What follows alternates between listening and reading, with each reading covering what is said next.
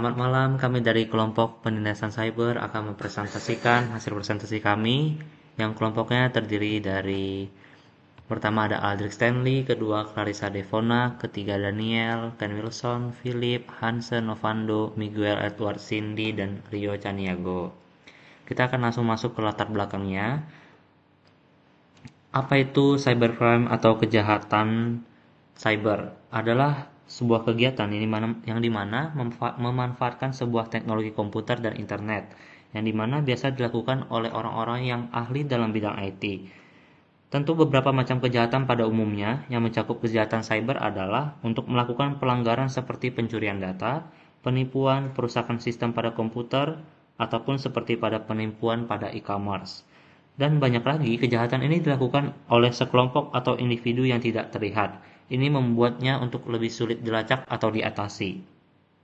Cybercrime juga dapat merusak reputasi individu maupun organisasi yang menjadi korban. Misalnya, perusahaan yang mengalami peretasan data atau kebocoran informasi itu akan lebih dapat menjatuhkan reputasi mereka dibandingkan jika mereka mengalami suatu kerugian finansial dalam perusahaan itu.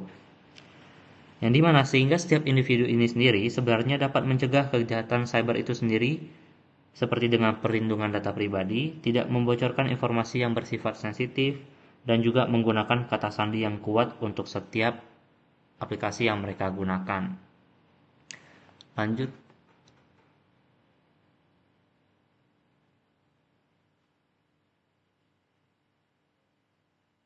Maksudnya, untuk rumusan masalah, apa saja konsep maupun karakteristik mengenai cyber. Kemudian ada apa saja perbandingan mengenai penanganan cyber dibandingkan dengan kejahatan konvensional. Dan kemudian apa saja faktor penyebab dari kejahatan cyber. Dan kenapa pentingnya menumbuhkan kesadaran tentang data dan informasi. Mengapa penting mendorong setiap masyarakat memanfaatkan teknologi secara bijak, aman, dan bertanggung jawab. Dan apa saja sistematis dalam bentuk dan karakteristik yang berkembang seiring kemajuan teknologi informasi dan komunikasi dengan hal siber.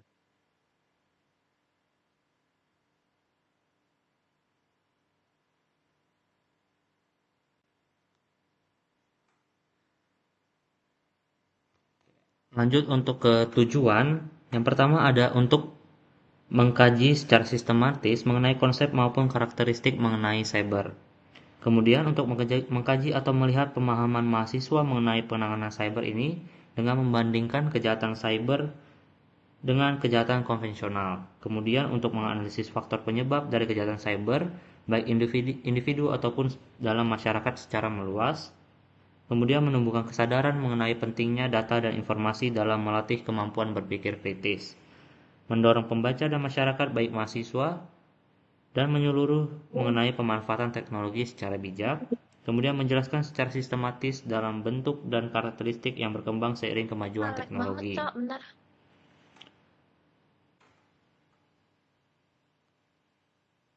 Berikut manfaatnya yaitu 1. Menambah wawasan dan pemahaman mengenai konsep pengertian makna bangsa dan negara serta unsur penting lainnya.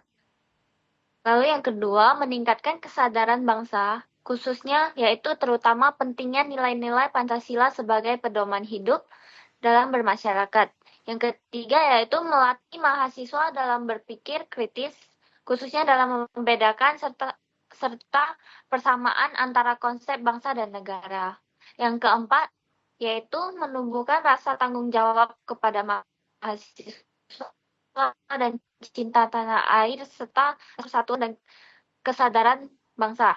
Yang kelima yaitu memberikan pemahaman yang lebih jelas pada masyarakat mengenai arti bangsa dan menjadi bahan pembelajaran bagi mahasiswa maupun khalayak umum dalam memperdalam wawasan tentang kebangsaan dan kenegaraan. Akhir, apa nilai-nilai Pancasila dalam kehidupan bermasyarakat? Halo. Selanjutnya, pengertian cyber.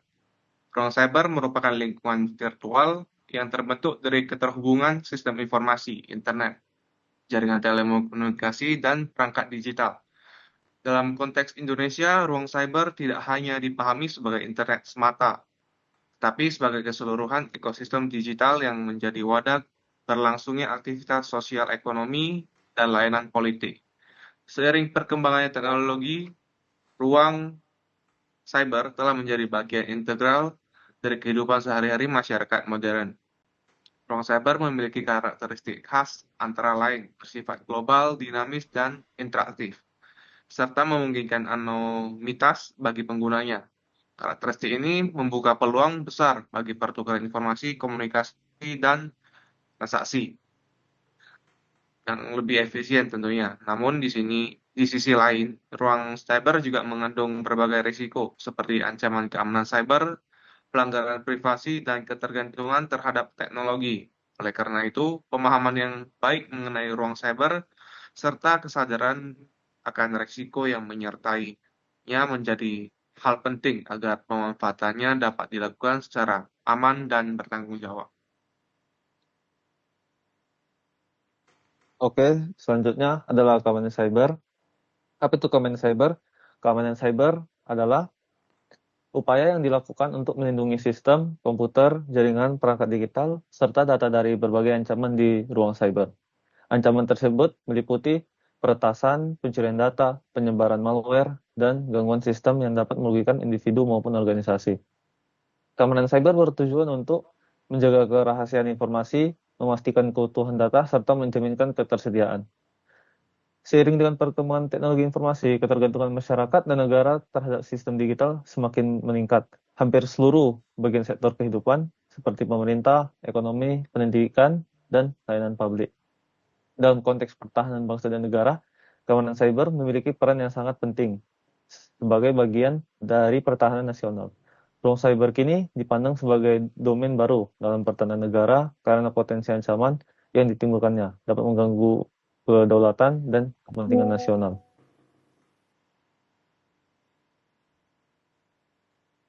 Oke, jenis-jenis cyber itu ada banyak. Yang pertama itu ada malware atau malicious software. Ini biasanya terdiri dari dua, yaitu virus sama worms. Ya, keduanya hampir mirip lah. Oke, yang kedua itu ada phishing, itu kayak penipuan dengan mengatasnamakan perusahaan besar.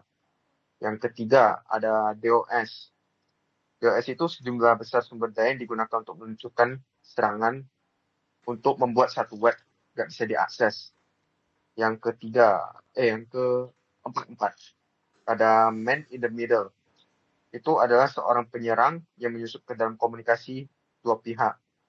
Terus selanjutnya ada ransomware. Itu jenis malware yang mengenkripsi data pada perangkat korban kemudian meminta pembayaran tebusan agar data itu bisa bebas. Selanjutnya itu lagi ada SQL injection. Itu serangan di mana penyerang menyuntikkan kode SQL berbahaya ke dalam input yang akan dieksekusi oleh database, memungkinkan mereka untuk mengakses atau memanipulasi data. Selanjutnya lagi ada cross-site scripting atau XSS. Ini adalah jenis serangan yang menyisipkan skrip berbahaya ke dalam halaman web yang dilihat oleh pengguna lain. Selanjutnya social engineering. Itu menggunakan manipulasi psikologis untuk meyakinkan individu atau organisasi untuk mengungkapkan data sensitif mereka seperti kata sandi atau data keamanan lainnya. Terus ada lagi kejahatan identitas atau identity theft. Ini adalah penggunaan informasi pribadi seseorang tanpa izin untuk melakukan hal-hal yang tidak diperlukan. IoT exploitation. Oke, yang terakhir ini merupakan penyerangan perangkat Internet of Things dengan tujuan merusak dan mengendalikan perangkat tersebut untuk kepentingan pribadi. Oke, selanjutnya faktor terjadi cyber.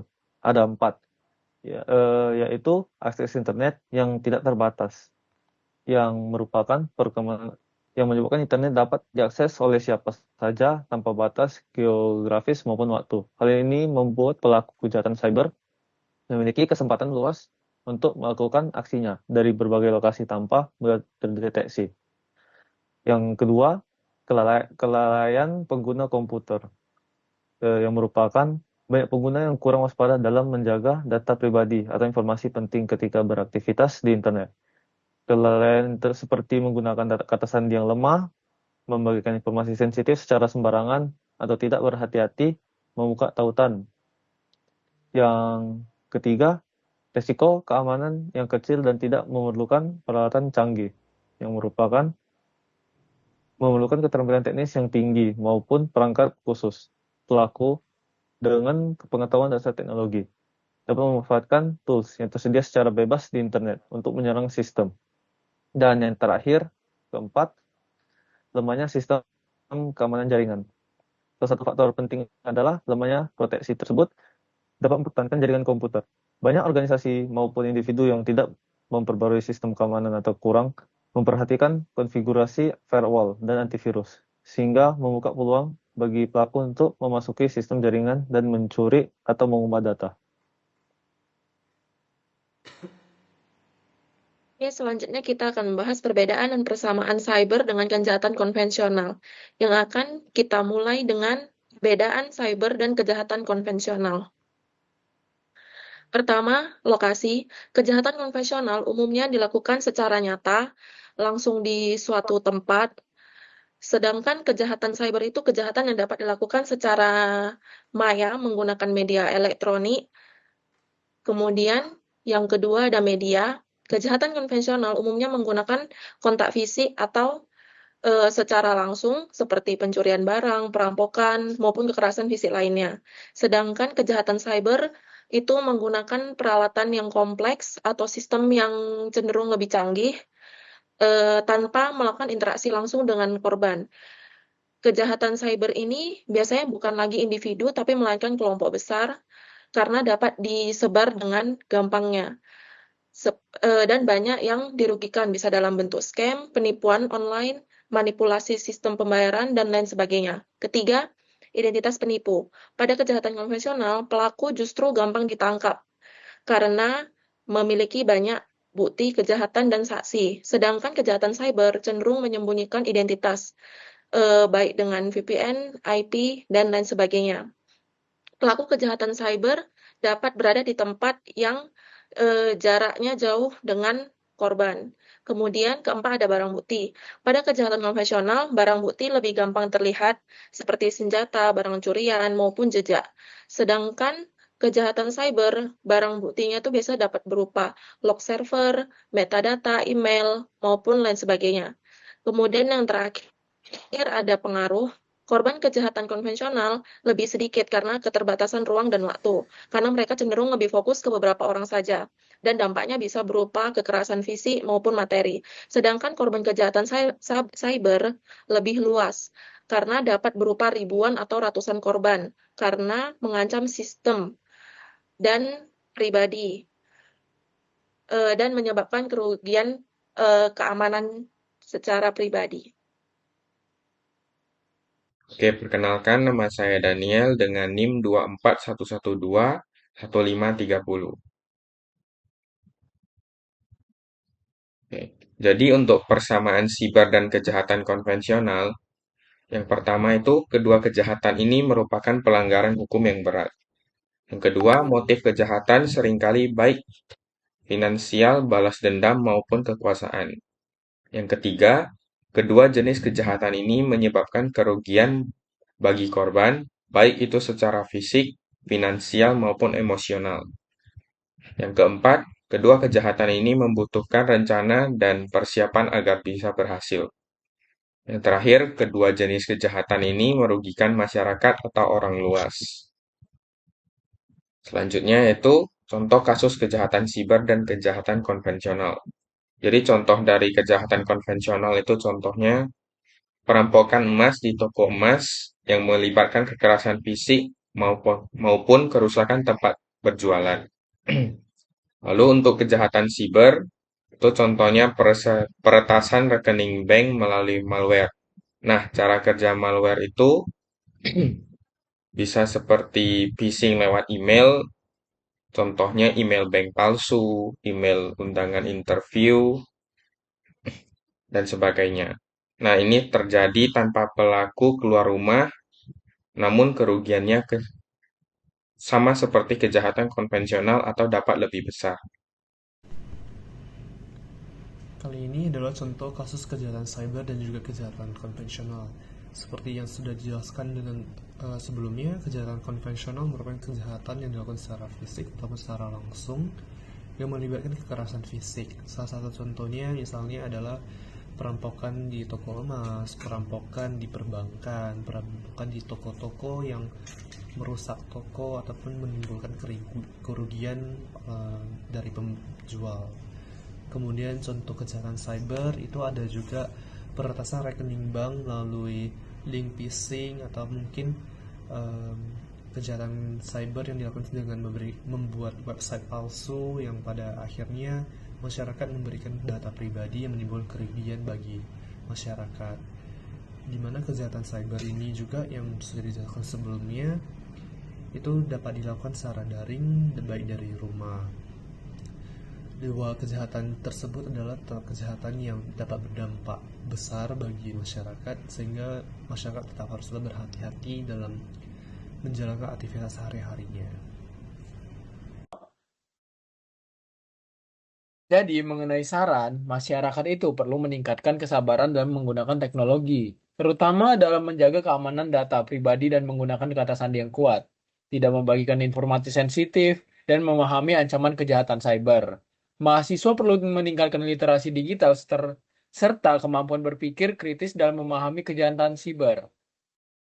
Akademisi diharapkan memperluas kajian dan penelitian untuk pencegahan dan pengulangan cybercrime di Indonesia. Nah, perusahaan itu dan organisasi perlu meningkatkan keamanan informasi melalui standar keamanan yang memadai, pembaruan sistem, dan edukasi karyawan untuk mencegah kebocoran data, kerugian finansial, dan kerusakan reputasi.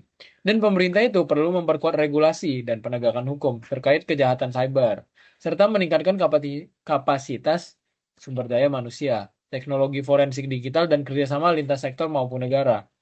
Bagi pengembangan teknologi diperlukan pengembangan keamanan siber yang adaptif dan inovatif, serta kolaborasi antara pemerintah, akademisi, dan sektor swasta untuk menciptakan ekosistem digital yang aman dan bertanggung jawab.